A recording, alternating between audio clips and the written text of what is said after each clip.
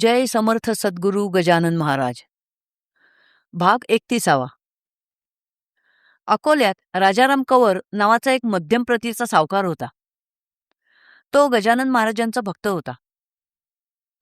त्यामुळे राजारामचा मोठा मुलगा गोपाळ आणि धाकटा मुलगा त्र्यंबक उर्फ भाऊ हे दोघेही गजानन महाराजांचे भक्त होते.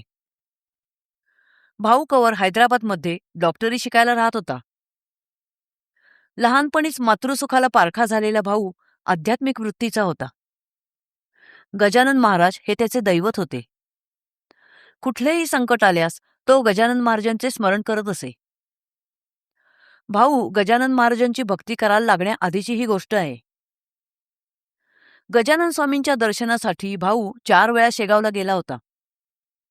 4ही वेळेला त्याला गजानन स्वामींचे दर्शन घेण्याचा योग आला नाही. त्यामुळे त्याला वाटले की गजानन स्वामींची आपल्यावर कृपा नाही.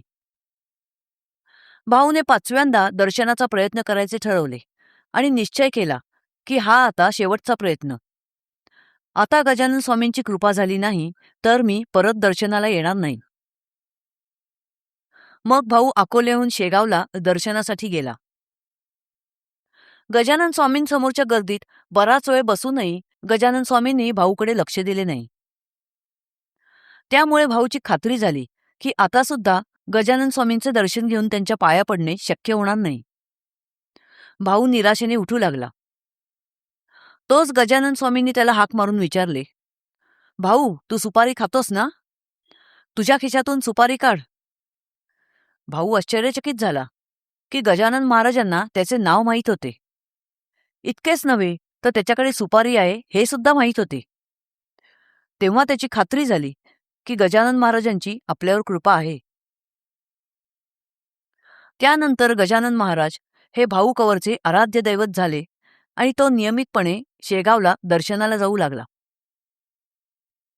हैदराबादला मेडिकल कॉलेजमध्ये शिकत असताना भाऊ सुटीसाठी घरी अकोल्याला आला होता. एक दिवस त्याला इच्छा झाली की गजानन स्वामींच्या आवडीचा सरळ स्वयंपाक करावा आणि शेगावला जाऊन स्वामींना जेवू घालावे.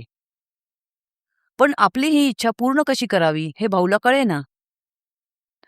त्याच्या मनात विचार आला की आपला हट्ट पुरवायला माता हेच हक्काचे स्थान असते आणि माझी आई तर मी लहान असतानाच वारली.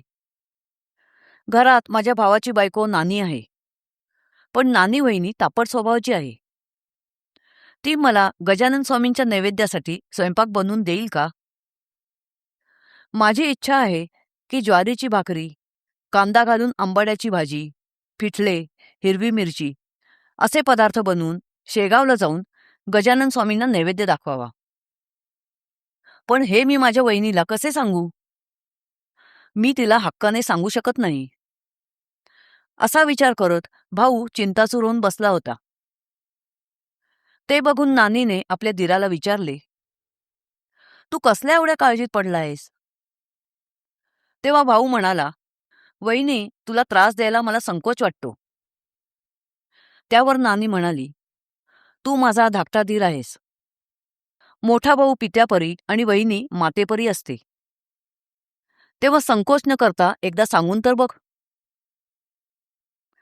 मग भाऊ म्हणाला की माझी अशी इच्छा आहे की गजानन स्वामींच्या आवडीचे सर्व पदार्थ बनवून ते शेगावला नेऊन स्वामींना त्याचा नैवेद्य दाखवावा. तो नैवेद्याचा स्वयंपाक तू बनवलास तर माझी इच्छाही पूर्ण होईल आणि तुलाही पुण्य लागेल. तेव्हा नानी म्हणाली, एवढेच ना? फक्त एवढ्याचसाठी तू चिंतेत आहेस? श्री गजाननाच्या कृपेने आपल्या घरात काहीही कमी नाही. तेव्हा काय स्वयंपाक करू ते सांग. असे म्हणून नानी बहिणी स्वयंपाकाच्या तयारीला लागली. लोणी चोपडलेल्या 3 भाकऱ्या, 3 कांदे, पिठले, ओंजळभर हिरव्या मिरच्या असे सगळे तिने भाऊपुढे ठेवले आणि म्हणाली, हे घेऊन लवकर शेगावला जा. गाडी सुटायला आता फार वेळ राहिला नाही. गाडी चुकली तर बनवलेला सगळा स्वयंपाक वाया जाईल. मग वडिलांची परवानगी घेऊन भाऊ लगेच स्टेशनवर पोहोचला. बघतो तर काय, दुपारी 12ची गाडी निघून गेली होती. ते बघून भाऊ निराश आणि शोकाकुल झाला. व्याकुळतेने त्याच्या डोळ्यात पाणी आले. तो गजानन स्वामींना प्रार्थना करू लागला, हे गुरुदेव, माझ्याकडून असा कोणता अपराध घडला आहे की आज माझी गाडी चुकली आणि माझ्या हातून गुरुसेवा घडू शकली नाही? हे गुरुराया, आज जर मी हे जेवण आपल्याला अर्पण करू शकलो नाही तर मी भोजन करणार नाही. हे स्वामी, एक लेकरू आपल्या मातेला हट्ट पुरवायला सांगत आहे. ह्या लेकराला उपेक्षू नका. माझा नैवेद्य ग्रहण करा. भाऊच्या मनात विचार आला की पुढच्या गाडीला अजून 3 तास अवकाश आहे. तेव्हा आपण पोहोचेपर्यंत नक्कीच स्वामींचे जेवण होऊन जाईल. मग पुढच्या गाडीची वाट बघत भाऊ स्टेशनवर उपाशी बसून राहिला. पुढच्या गाडीने दुपारी 4च्या सुमारास तो शेगावला पोहोचला आणि धावतच गजानन स्वामींच्या दर्शनाला गेला. भाऊ मठात पोहोचायच्या आधी दुपारी 1च्या सुमारास मठात गजानन स्वामी आसनावर बसले होते. त्यांच्यासमोर त्यांच्या नैवेद्यासाठी ठेवलेली पंचपक्वान्नांनी भरलेली अनेक ताटे होती. त्यामध्ये लोकांनी आणलेली जिलब्या, घेवर, मोतीचूर, श्रीखंडपुरी, खीर अशी अनेक प्रकारची पक्वान्ने होती. पंचपक्वान्नांनी भरलेली ताटे बाळाभाऊ वरचे वर गजानन स्वामींपुढे आणून ठेवत होता. पण स्वामींनी त्यातील एकाही ताटाला हात लावला नव्हता. मग बाळाभाऊ गजानन स्वामींना म्हणाला, गुरुराया, आता दुपारचे 4 वाजत आले आहेत. आपण अजून काहीही खाल्ले नाहीये. आपण जेवल्याशिवाय आपले भक्तही जेवू शकत नाहीत. ते प्रसादाची वाट पाहत आहेत. पण आपल्याला जेवणाची विनंती करण्याचे धाडस त्यांना होत नाहीये. तेव्हा गजानन स्वामी त्याला म्हणाले, जरा थांब, मला आग्रह करू नकोस. आज माझे जेवण दुपारी 4 वाजता होणार आहे. हवे असल्यास लोकांनी थांबावे, नाहीतर खुशाल जेवून घ्यावे. गजानन स्वामी असे म्हणतायत तेवढ्यात भाऊ कवर तेथे पोचला. त्याने भक्तिभावाने गजानन स्वामींचे दर्शन घेतले. तेव्हा कुठे त्याचा तळमळणारा जीव शांत झाला. दुरावलेल्या बालकाला त्याची माता परत मिळावी तसा भाव त्याच्या मनी दाटला. त्याने गजानन स्वामींना साष्टांग नमस्कार घातला आणि हात जोडून त्यांच्या आज्ञेची वाट पाहत उभा राहिला. भाऊ कवरला बघताच गजानन स्वामींनी स्मितहास्य केले आणि भाऊला म्हणाले, आज मला जेवणाचे चांगलेच आमंत्रण दिलेस. ही का तुझी जेवणाची वेळ आहे?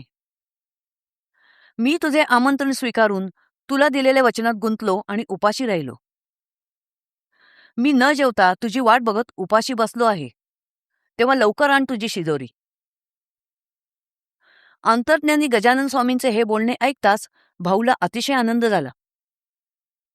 तो म्हणाला, काय करू गुरुनाथा, माझी 12ची गाडी चुकली. तेव्हा बाळाभाऊ त्याला म्हणाला, आता दुःखी होऊ नकोस. बघू तर काय आणले आहेस गुरुरायांच्या भोजनासाठी. तेव्हा भाऊने तात्काळ बरोबर आणलेले झुणका, कांदा व 3 भाकऱ्यांचे जेवण गजानन स्वामींसमोर ठेवले. गजानन स्वामींनी त्यातल्या 2 भाकऱ्या ग्रहण केल्या आणि 1 भाकरी प्रसाद म्हणून सर्वांना वाटली. नंतर गजानन स्वामी भाऊला म्हणाले, पुढच्या वर्षी तू डॉक्टरी परीक्षेत पास होशील. त्यावर भाऊ विनयाने म्हणाला, गुरुराया, माझ्यावर आपली कृपा असू द्यावी एवढेच मागणे मागायला मी आपल्याकडे आलो होतो. यापेक्षा जास्ती मला काही नको. आपले दिव्य चरण हेच माझे धन आहे आणि आपल्या दिव्य मूर्तीचे सदा चिंतन घडो हीच माझी प्रार्थना आहे. मग भाऊ कवर समाधानाने अकोल्याला परत गेला. पुढील वर्षी भाऊ मेडिकल परीक्षा पास झाला आणि सहाय्यक मेडिकल ऑफिसर झाला. जय समर्थ सद्गुरू गजानन महाराज.